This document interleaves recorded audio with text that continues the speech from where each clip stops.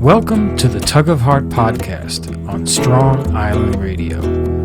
This is the place where we dig deep into the heart to rise in love. So let's join good friends Lori and Marianne as they discuss understanding and living from the heart.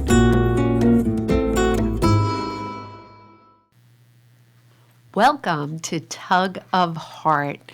I'm Marianne Franzese, and I'm here with my co-host, Lori Cordova. Hi, Lori. Hi, Mary. And today's episode, we are talking about the authenticity of the heart, which is a topic that I always love to lean into because I believe this life is all about really connecting with what is in fact authentic. Absolutely. Not an easy process, but definitely a worthy one.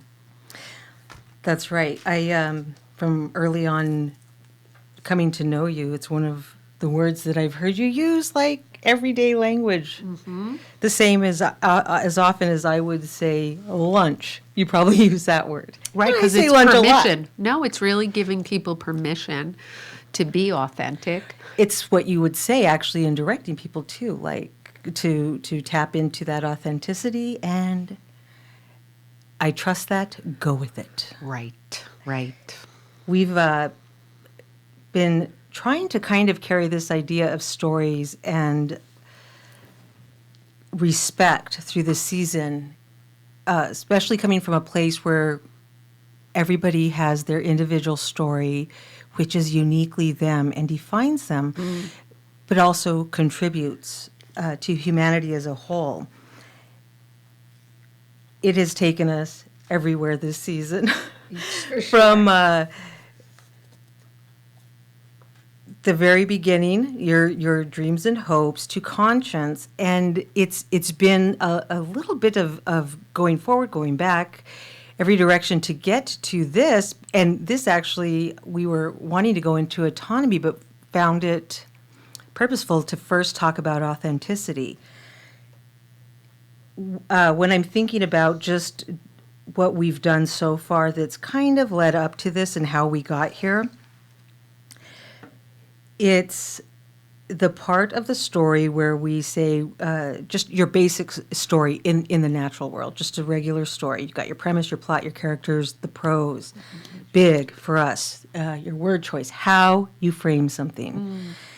And that's where you have a choice in controlling the plot, to me, because things happen, things come into our life, things come out of our life, and we cannot control that, but what we can control is the prose. And that's to speak about what's come in and left our life or what's affected us with bias or in a neutral type of word choice, or the mature way to speak of things would be like omniscient, which is kind of that seen, right? All seen, but that requires to be a good storyteller, to be able to see within and then to be able to see other characters as they are, because you can make them participants in your point of view, or you can alter your own story by including their point of view.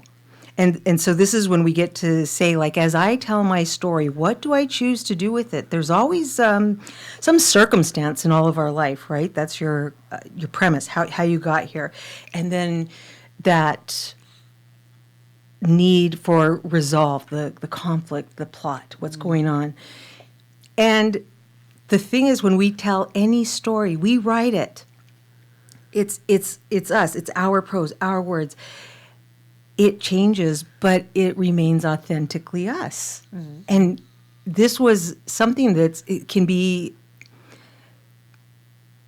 a little difficult if you're unwilling to kind of understand. But I think when you just sit back and just appreciate what we already have within us to do this, it makes it a little bit easier, and it kind of gives us a sense, at least for me, of having a whole lot more control of my own life, even as I cooperate with others and even as I give in to others at times. I still am the boss of me is the bottom line. And I think on some level, a lot of us want to do that because we're made like that.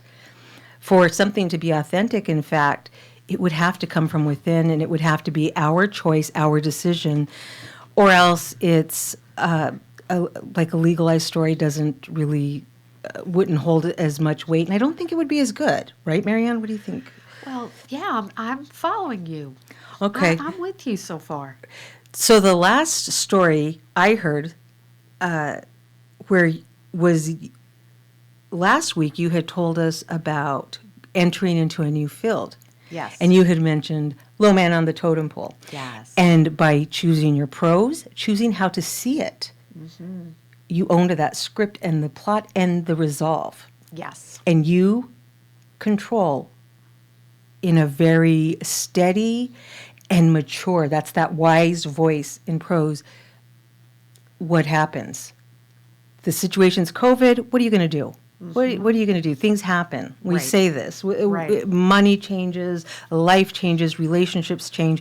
But you took a control of it at the same time, Marianne, as you're yielding to something beyond your control. So it's like brings me back to when we were talking about being able to surrender, but how is that like possible? Again, it's these two held by that third that you talk about, seemingly opposite ideas or forces that we can contain both. Something's happened that I didn't control, but ultimately it's within my own autonomy, right? So, yes, but also there is this sense of authenticity that we're talking about today, which is staying connected to being who you are Right. within, right, sort of opposing forces. And that the story of Low Man on the Totem Pole, for me, the jewel in the teardrop of that story, because it was, right, a sad story, is that when I heard those words leaving my mouth, Low Man on the Totem Pole, my most authentic self is curious. I was like, why did I choose those words? What do those words You even sent yourself a mean? sign. Yes. And then I went down the path of looking into what they Took meant. the quest. I went on it to kind of figure it out. That part is the most authentic expression of my inner self that truly brings me a lot of comfort through difficult times. And so I was true to that part. I allowed that part to emerge. I was authentic to it. So the story in this case is not so much about where I am or what the struggle is, but it is that processing of it. That's right. And that is very much, as we've talked about, such an inside job, right? That's the job Always. of the heart. Always. And I have to say that the curious part of my authenticity absolutely lives in my heart center. It's just loving. It's not like curious in a way that's like, I'm going to find the mystery. It's just Right. sweet. No gumshoe. No gumshoeing. But that No. it's a willingness to be open to collecting information because you've already let go of that idea that I have what I need, I know what I need to know. Right. And that's fixed, which is actually where we will head with authenticity, because one of the things that came up for us as we had a quick talk about this week was how we can manage this idea of being authentic to ourselves, which means sincere, undisputed. But then why, when two minds meet with a different idea, does it feel like a dispute sometimes? Yes. And also, how can we say, like in the simplest way, I think you and I came up with like the simplest way to say what is authenticity is a thing is what it says it is. Or when a person is what they're supposed to be, true to their nature. My nature is that I came into the world an individual, unless we go back to your father's story, which kind of, I just thought of this now, let me see if I get this right, where he was like, we come into the world alone, we leave it alone. Yes, And yes. then you had said, actually, I operate with a little bit more information, which you should. Because you have his As a story, mother. plus your, right, plus you have the stories of your children now. And so you have been able to expand on that, because in the heart, it's always yes, and it's rarely flat out no. Unless it's being forced to go where we don't want to, which we can get into down the road. But so how do we balance this? When I say I am authentic, because I'm authentically Lori, made how I am, whatever spirit of heart I have, whether it be like for you, revolutionary, for me, a little bit fixed in my ways. At the same time, you are your mother's daughter and your father's daughter, and you are a mom to 4 beautiful children, and that comes with a responsibility. To be authentic, there has to be a little bit of give, I think, in some of our roles where we're authentic to ourselves, but our self is already interconnected. So this is what we wanted to have a look at today. I can get to the blah, blah, blah part, bullet points if you want, or do you have anything you want to say before I do that, or?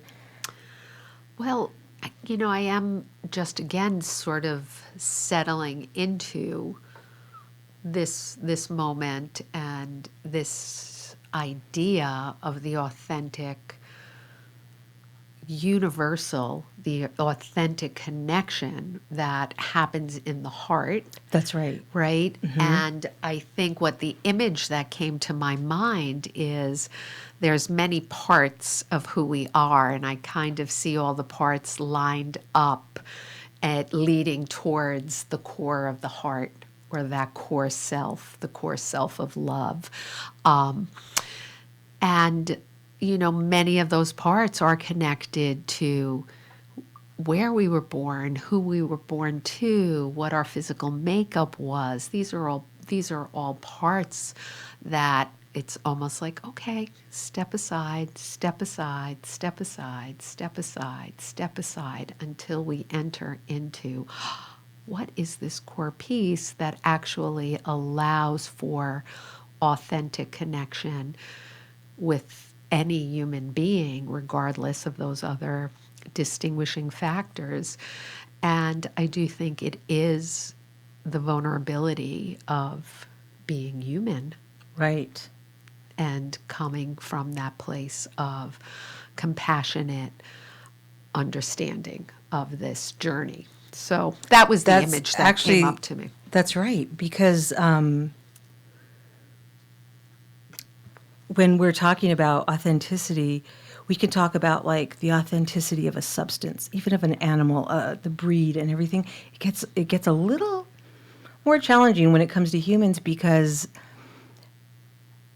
we're more complex in our free will. And like you were just saying now, part of our nature is to spend our life discovering that nature.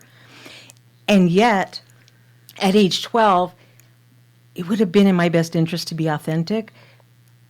I had a whole world that I was unaware of to explore, and yet I'm being asked to be authentic in that moment. And now I am. I cannot even imagine what lies ahead, but yet there's this sense that it's a possibility to today be authentic with myself and with you relationally. How do we get there? And this is why I think it takes the dynamic that is only contained in the heart of every human. And it does require that component, which is a universal component. Yes, because there are That many, you we said, yeah. change as human beings. Yeah, we're not constantly in or change. we change or we stop growing. Right. And so, but is there a fixed piece? Is there a piece that has, when I was in first grade, and I remember this story because I was shamed by my teacher for it, the teacher asked us all, who do you want to be when you grow up? So astronaut, teacher, doctor. And when it came to me, I was answering the question, I guess literally, who do you want to be when you grow up? My answer was, I want to be me. And she said to me, what's wrong with you? You'll always be you. We're talking about what kind of work you want to do, what you would love to do in your life. And in that moment, what that did was really kind of put into play, who I am will equal what I do. What I do will equal my purpose and meaning, right? How successful I'm at it will equal my worth. And so I was just like, oh. And the truth of the matter is to hold on to the essence that we're closer to as children of who you are. I want to be me when I grow up. I still want to be me. What I was tapping into in that moment is that life can really work to pull us away from being who we are at our heart, right? A lot of things happen to take us away from that center.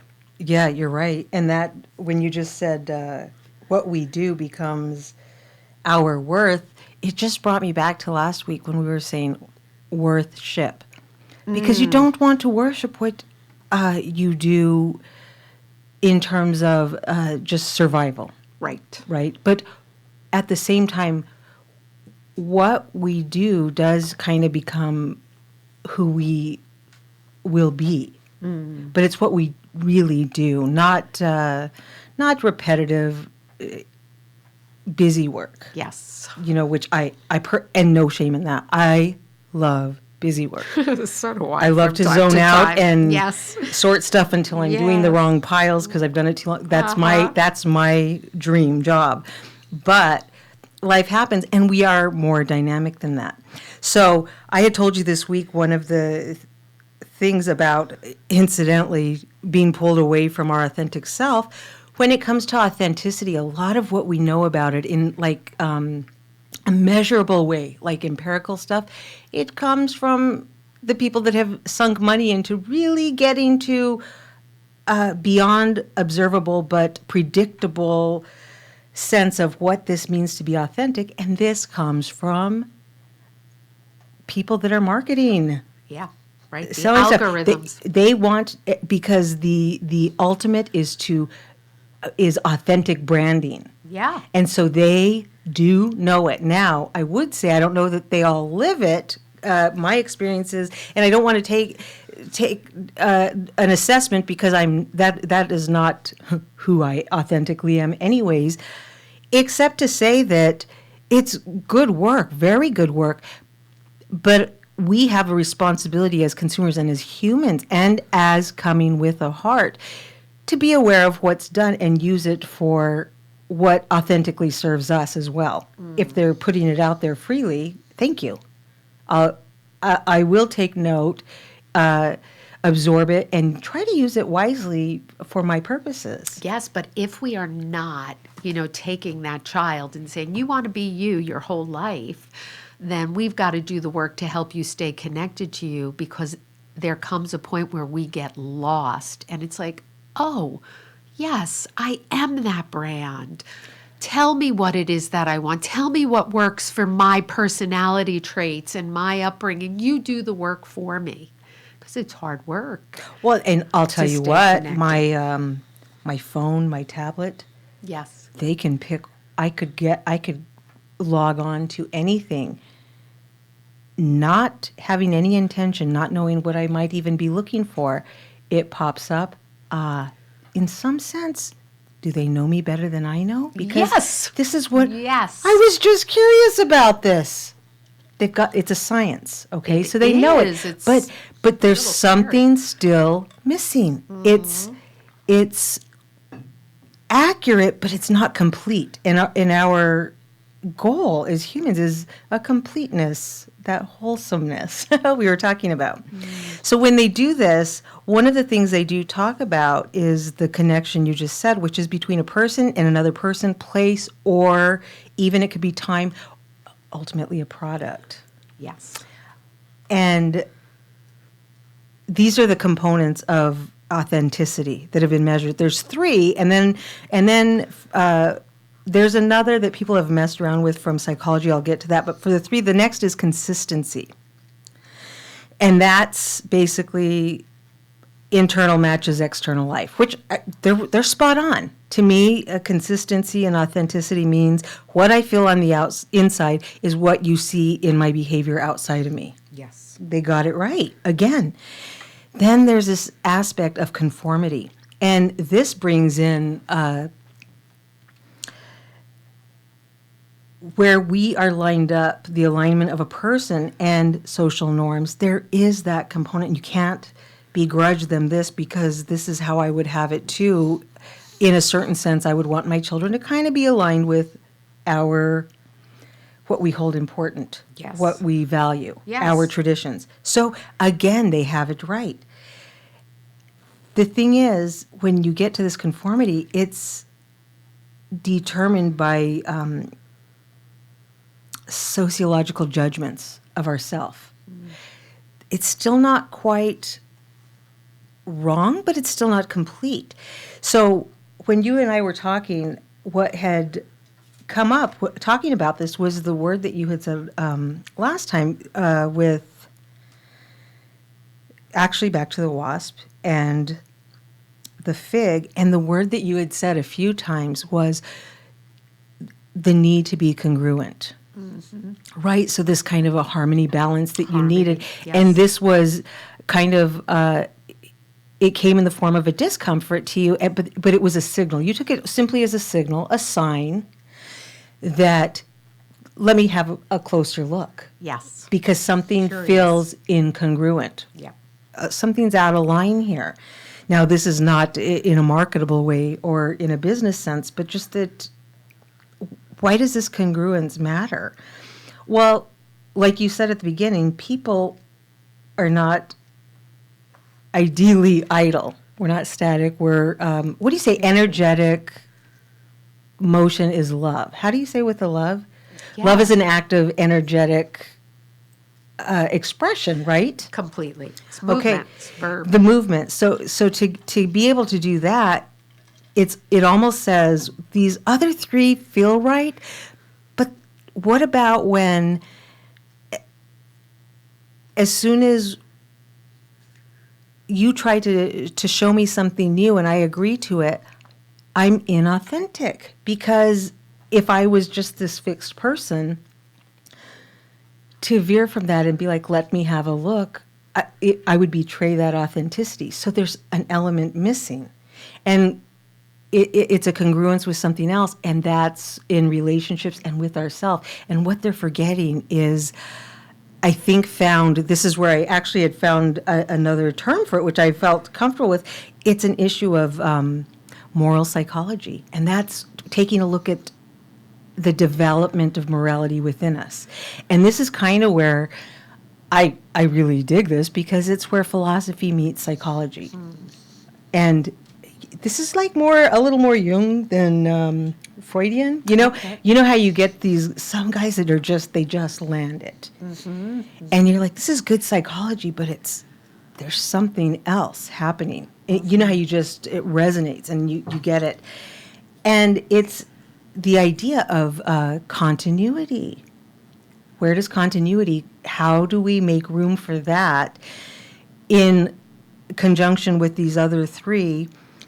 Because relationships change. In my lifetime, hopefully, I will have, from my birth to now, very different. And from now till my last day, so much change. You and I are so different from the day we met. We've been through a whole lot of feelings, a whole lot of situations. Yes, life is changing us. Right. So how do we hold it? Well, going back to your word congruent, I had told you that when I was thinking about it, like, how do we, and the other thing that you say a lot is our evolving nature. Yes. Right? That we are, where we have to maintain this ability to be authentically us and still within that, I'm trying to sound like you when I say this, within that sacred place, evolve into evermore at the same time, right? That felt right? That okay. does. It's So nice. to do that, I was telling you, oh my gosh, Marianne, I got this from you, and I won't even say what it was about, but I had this vision of you several years ago. Remember I said holding a plate, and you had given me the answer. And you had said, like, well, things were changing in a relationship, and I was kind of comfortable with it. Mm-hmm. And I was like, you had a sense of harmony. You were congruent. You're like, yeah, not unexpected, not shocked, anything like that. And I was like, Marianne, congruence is the continuity. In the sense that we need this flexibility where our character and our morals can develop within ourselves and within relationships with other people, but at the same time, we hold to all possibility of where we might go, and we're not restricted as an individual, and we're not restricted as anybody that we're interacting with. That is nice. And so what happens is we have to take a look at how you can be authentic and developmental, which implies change. They seem to go against each other, but they're not when you think about just the dynamics of what you were talking about, that heart space, the evolution, everything else. And so we had said, so congruence and the continuity relationally comes into this idea that when me and you have like our dedicated conversation, one of the ways that we have sustained and evolved as friends with our very independent individual mindsets, but also together have been able to go, oh, glorious places, Marianne. Mm-hmm. Thank you for that gift.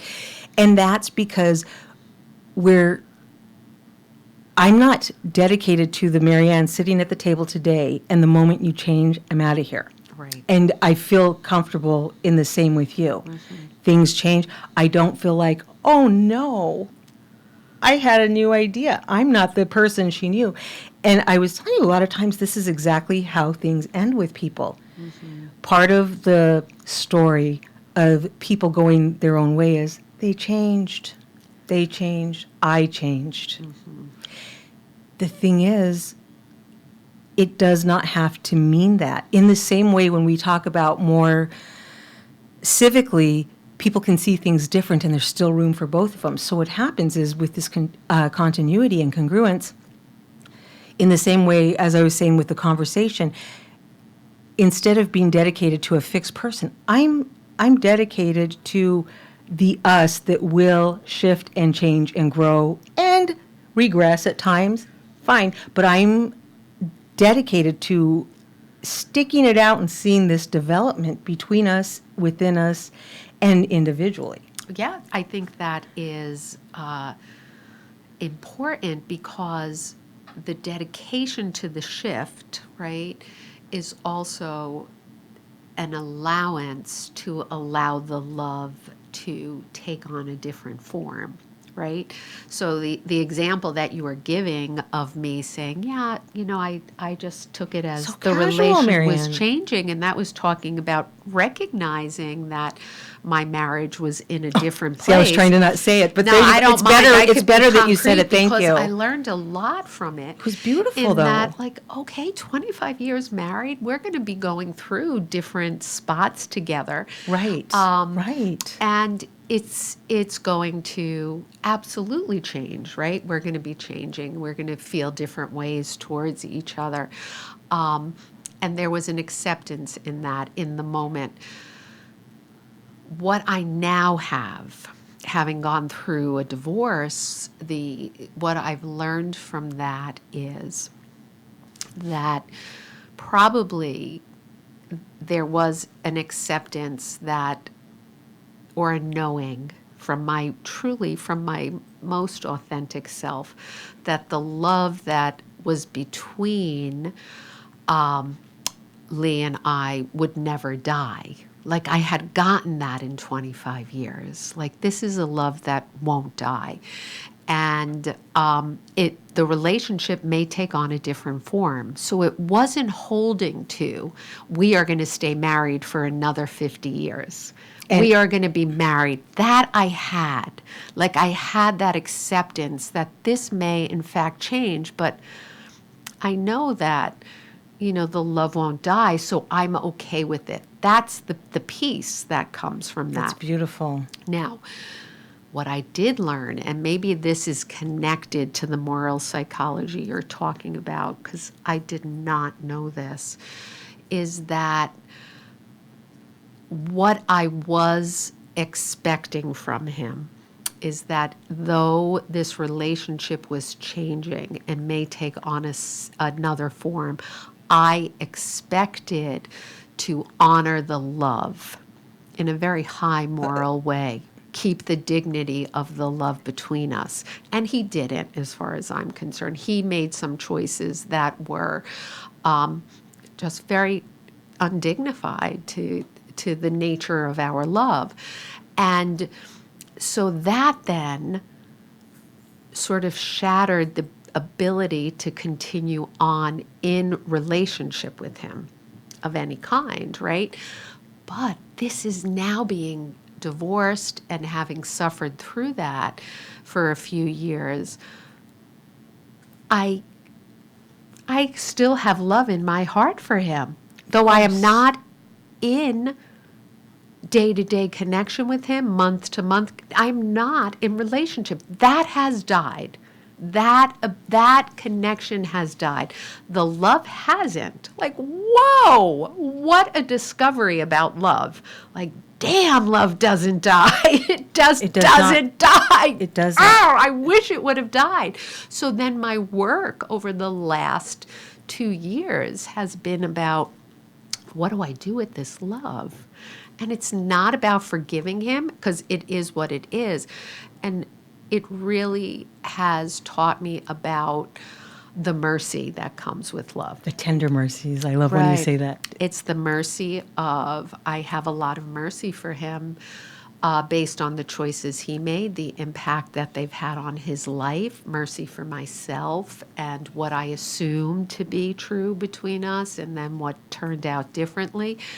And that, again, returns me to a state of congruency, a state of oneness with it, of, okay, I have acceptance, but it is a process of uncovering. You answered this question I asked you a few months ago, and it was actually when I was on the Wisdom Window, and we were talking about the wisdom of, was it death? Oh my God, Lori, I don't remember. So what I was saying is, it's one thing for me to talk about a very natural death, painful. Okay, so we got that, to lose my son Seth. And I had mentioned to you, there's this sense of there will be continuity, okay? So it's a separation with an anticipation of reunion, okay, for me. And I don't know if you remember this, and I had asked you at the time, I would be more interested in what to do when you remain in the helplessness of a complete severance. Because I wasn't severed. Lori. I wasn't severed, and so I hope it's not inappropriate. No, My this is verbiage fantastic. is not bad. No, it's I just right realized. on. Do you remember Right when I on. had asked you this, and I was like, I just think like, I want to know your perspective on this because it's different. And I've told you, my dad used to say, when my parents got divorced, and it breaks my heart to this day, years later, decades and decades later, that a living death is much harder than a true death because of the unnaturalness of it. Yes. Because when somebody is born in love, which is a covenantal love, I'm not going to pull back from this very beautiful word, and that means a full self-giving of yourself. And I say, like our family motto is, we give fully to one another with no reserve. No reserve. You've heard me say this, and I believe it's the same of you, which means we don't have much to fall back on if it goes wrong in a covenant. And so when you do that, that's a brutal severance.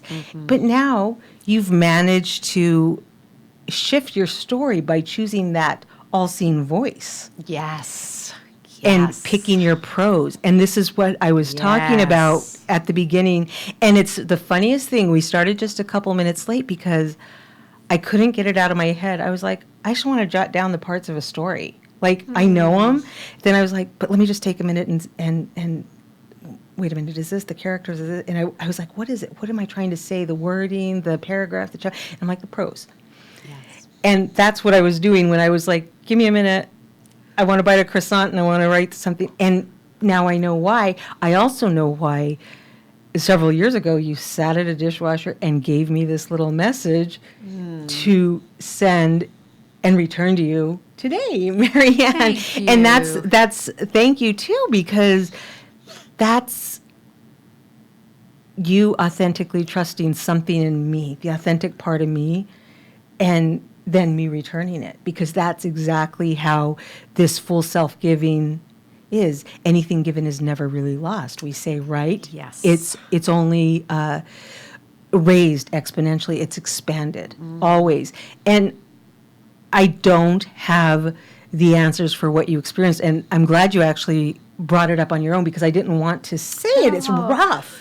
It's rough. Right, and it's respectful. It's very respectful to just kind of hint. Right, but that's exactly what we're talking about, a god-awful, unnatural situation. Yes, and this living death, which I kind of love that phrasing too, because now that moves from prose to poetry. Right. And, a living death allows for tremendous gratitude for the possibility of losing our way. And I really go back to that, this idea of making a choice that truly goes against the moral code of your heart, that it can have just very tremendously difficult consequences. And like I said, when there's mercy involved in that walk, it becomes bearable. It's right? bearable, right? And I think it doesn't, bearable. it's important to mention, I say this on behalf of you and Lee, that it's not an absolution to have that mercy. It can be, but I mean, I personally am not the one that would give that. And when you say it makes it more manageable, it is that, and it makes it somehow meaningful. But what you haven't done when you choose to live this death, you're talking about now a gratitude through tremendous pain, day after day. Yes, yes. Because to speak of great love, we only can know how great love is by often, sadly, the pain Of the attached to lost. it. Yes, there's That's always our suffering. final true measure, and so that's what you have. But in that, you have stayed true to. It goes back to, what did you mean the day you said yes? And I commend you for that, just for what it's worth, that you're still there. Good for you. No, and I think it goes to this idea of authenticity. Now, this is something I wouldn't have known in first grade, who I am, right? I want to be me. But part of what I have noticed about me through the years is that I look to make good use of this human life I've been given. Yes. And good use does not mean like service to the world. Good use is taking these kinds of real experiences and understanding them more deeply, or going to places that I didn't know I could go to and finding the jewel in the teardrop, right? The treasures that can be with it. And I think that is probably as authentic as I know I am to be. Like, I am going to try to make good use of whatever we've got, whatever tested, we're given. tested, and I know I've tested your authenticity, and you've proven yourself make over good and use over of it, again. Lori, Yes, right? I do want to say the one really good takeaway, which is your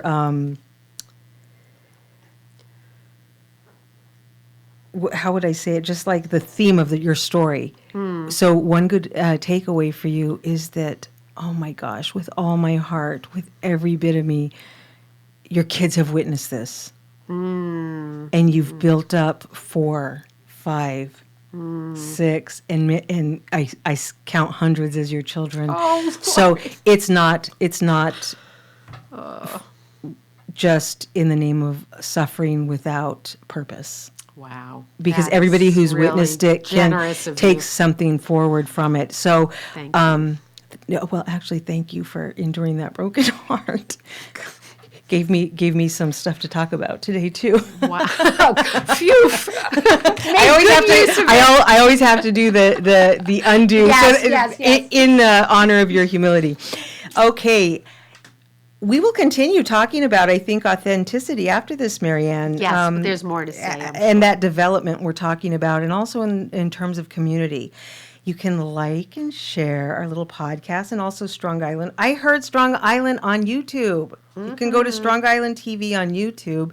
It's super cool. I subscribed, and I have a lot of good stuff to pull up so that I'm not rewatching murders and forensics and just stuff that doesn't feel as authentic. I'll tell you what, Strong Island feels a whole lot more authentic to me. Thank you, Bobby, for that gift.